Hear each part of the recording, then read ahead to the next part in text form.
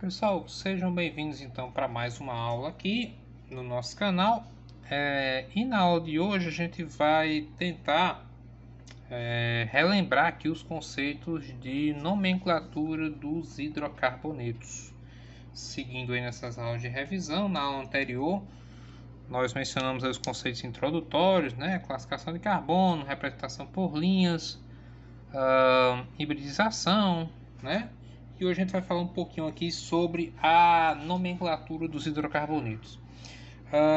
A princípio você pode me perguntar assim, Paulo, por que você escolheu a nomenclatura dos hidrocarbonetos? Porque além de ser a nomenclatura que é a base das demais nomenclaturas, né, pessoal? A partir dela que a gente começa a trabalhar as outras nomenclaturas, eu acho que assim, quando você aprende realmente nomenclatura dos hidrocarbonetos, as outras ficam muito mais fáceis. Então é aonde você tem que firmar os seus pés. Você tem que construir um alicerce, né? uma segurança, uma base de conhecimento para que você possa progredir de forma tranquila, de forma segura, né? Sem maiores problemas.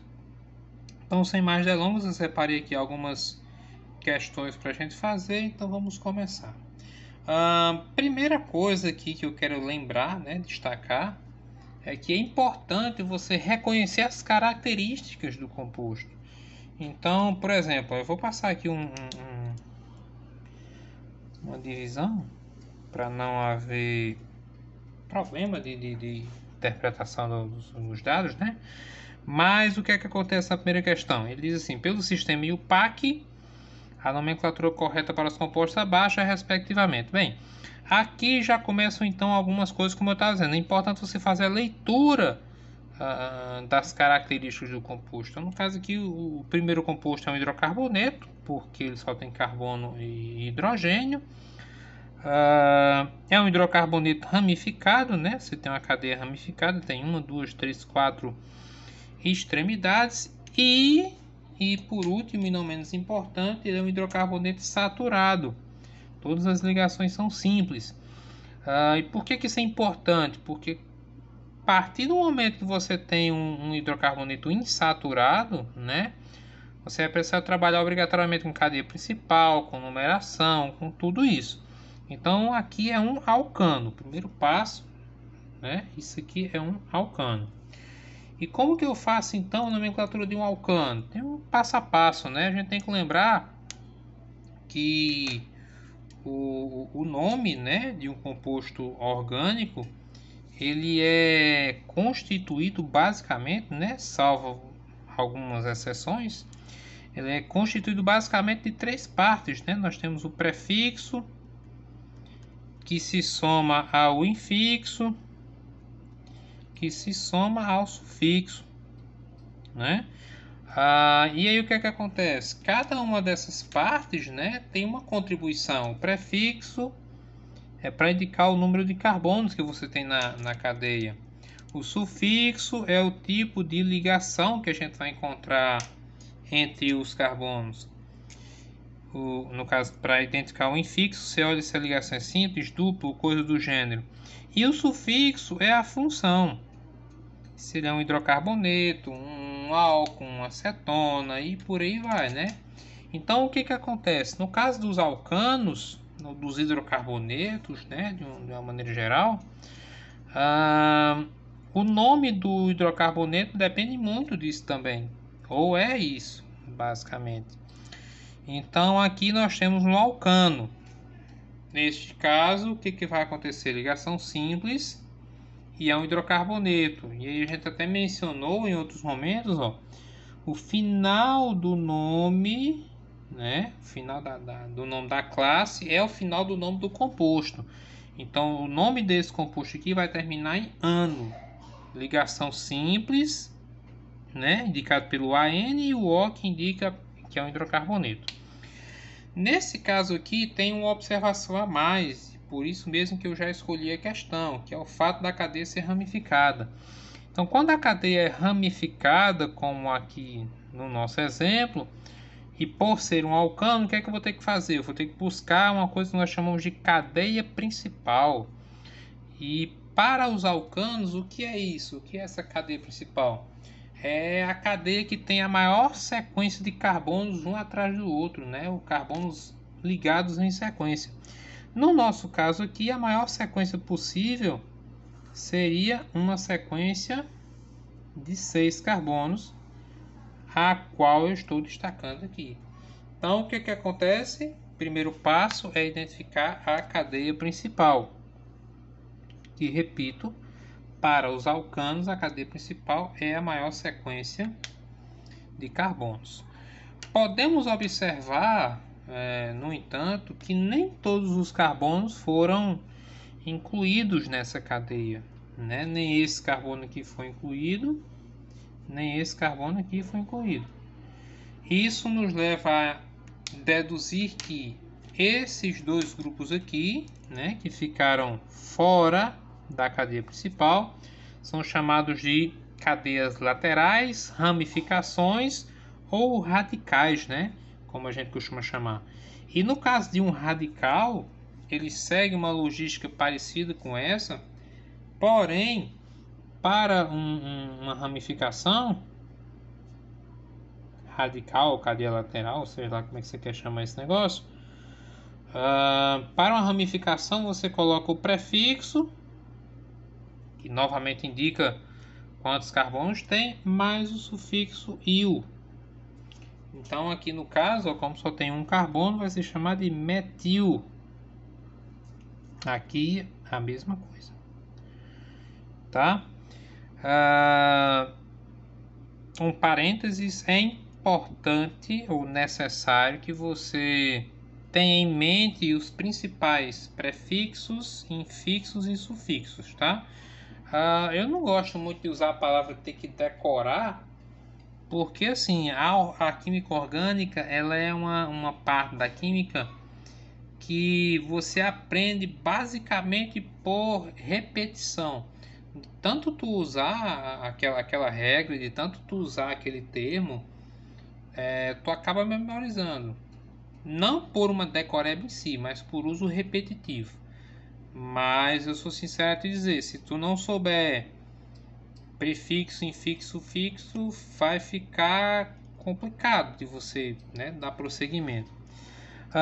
Muito bem, já identificamos a cadeia principal, olhamos aqui as cadeias laterais, né, os radicais, e agora vamos para o terceiro passo, que é a numeração da cadeia.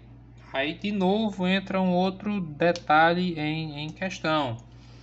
Como que eu vou fazer a numeração da cadeia? Primeiro ponto, a gente só numera a cadeia principal, né? E para a numeração existe um outro princípiozinho que nós chamamos de regra dos menores números, né? Ou seja, eu tenho que enumerar a cadeia de tal maneira que os números que eu vou usar sejam sempre os menores possíveis, tá bom? Nesse caso aqui, como é que eu vou saber escolher por onde começar a numerar? Bem, o primeiro ponto, você sempre começa por uma extremidade, né? Você jamais começa a numerar a cadeia pelo meio da cadeia. E no caso dos alcanos, a recomendação é que você comece de uma extremidade que tem um radical mais próximo. Ou seja, se eu for começar daqui, eu tenho que levar em consideração esse radical. Ele está no carbono 1, 2 e 3. Se eu for começar daqui, eu tenho que levar em conta esse radical, que está no carbono 1, 2 e 3. Então, se você observar bem o que eu acabei de fazer, ocorre um empate neste caso, né? Tanto partindo dessa extremidade como partindo dessa, o primeiro radical, o primeiro, né, grupo substituinte aqui, cadeia lateral, sei lá como é que se chama esse troço, o primeiro grupo está no carbono 3, o que me dá a liberdade de escolher se eu vou começar dessa extremidade ou dessa. Nesse caso aqui, tá? Então vou começar aqui de baixo, número 1, 2, 3, 4, 5, 6. Beleza? Próximo passo, bem, já escolhemos a cadeia principal, já botamos o nome dos radicais, já fizemos a numeração da cadeia. Agora é construir o nome. Observe que nesse esquema que eu desenhei aqui embaixo, não tem aonde colocar os radicais. Eles sempre são escritos antes da composição desse nome. Então aqui vai ficar basicamente o seguinte. Eu tenho um radical no carbono 3 e um radical no carbono 4. Como esses radicais são iguais, né, a gente sabe que quando isso acontece, né, os radicais serem idênticos, eu posso aglutinar esses radicais. De tal maneira que o nome desse composto vai ficar 3,4. Vou botar aqui um prefixozinho de repetição. Como são 2, fica di. DI. Se fossem 3 era tri, 4 era tetra e assim sucessivamente. Então fica 3,4 dimetil, que é o nome do radical. E agora eu vou montar o nome da minha cadeia, né? São 6 carbonos X. E como eu disse a vocês, por ele ser um alcano, a terminação do nome é ano. Então fica 3,4 dimetil hexano, né? Beleza? Tranquilo, né? Vamos fazer agora o nome do segundo composto.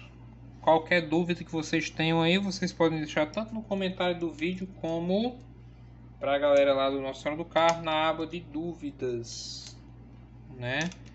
Da aula aqui da revisão. No segundo caso, o que é que nós temos? No segundo composto, né? Na verdade, o que é que nós temos?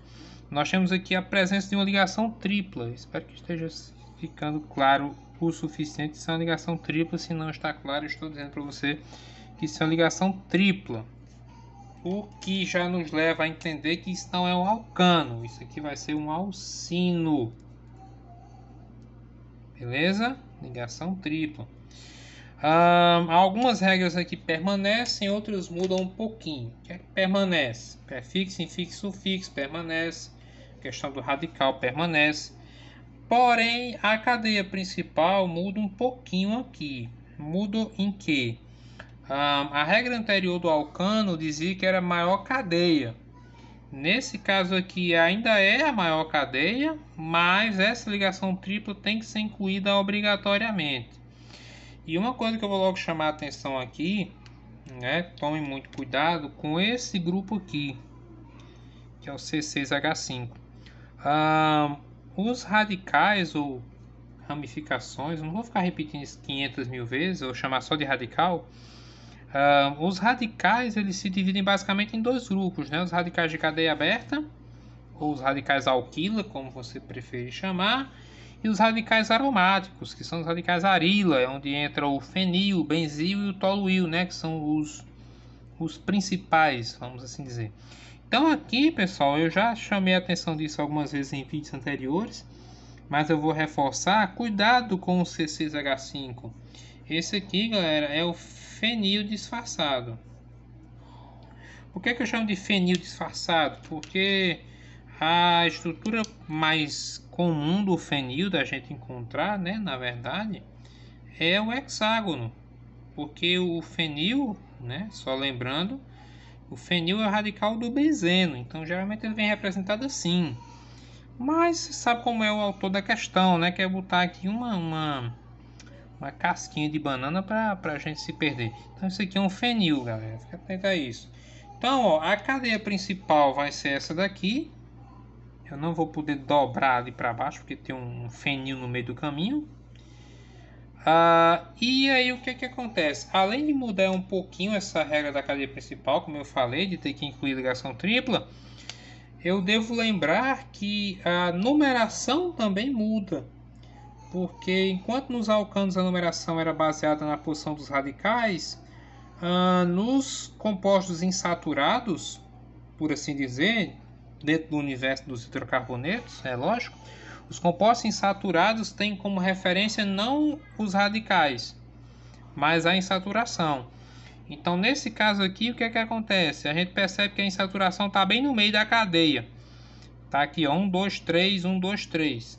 Então, ela deveria ser o critério de orientação para fazer essa numeração, mas nesse caso ela não orienta nada. E aí o que é que a gente vai fazer da vida? Já que a ligação não está orientando, a gente vai para o critério de desempate, ou para o segundo critério, que é a posição do radical, que nesse caso está mais perto da extremidade direita, né, do composto. Então a nossa numeração vai começar desse lado aqui. 1, 2, 3, 4, 5, 6. E aí vamos construir novamente o nome do nosso composto, né? Vai ficar, nós temos um radical, 3, e o nome do radical é fenil, né? Fica 3-fenil. Uma outra mudança que nós temos é que o seguinte, como nos alcanos nós não temos insaturação, eu não tenho que colocar a posição de ligação simples, né? Porque todas são simples. Mas aqui nos alcinos, por exemplo, que tem uma ligação tripla, né? Eu preciso colocar onde é que está essa ligação tripla. No caso aqui está entre 3 e 4. E aí de novo vem a regra, né? A regra dos menores números. Se eu tenho a opção do 3 e do 4, eu vou optar pelo 3, porque ele é menor. Então vai ficar 3.